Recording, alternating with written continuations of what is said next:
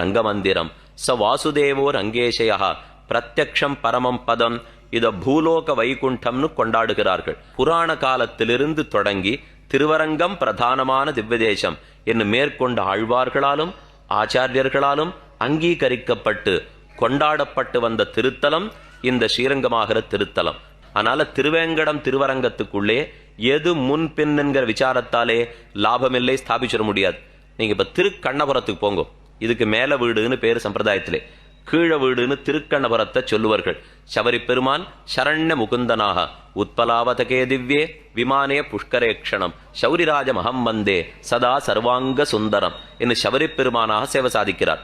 அவரை 64 சதுர்யுகம் கண்ட பெருமாள்ங்கிறார். ஒரு சதுர்யுகம்ங்கிறதே 1000 ஆண்டு. 64 சதுர்யுகம் பார்த்துட்டாராம். இப்ப நாம இருக்கிறது கலியுகம். கலியுகத்தினுடைய ஆண்டு கணக்கு 4,32,000.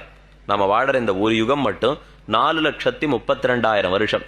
இத போல 2 மடங்கு பெருசு நமக்கு முன் யுகம் துவாபர யுகம். இத போல 3 மடங்கு பெருசு அதுக்கு முன் யுகம் திரேதா யுகம். இத போல 4 மடங்கு பெருசு முதல் யுகம் கிருத்த யுகம்.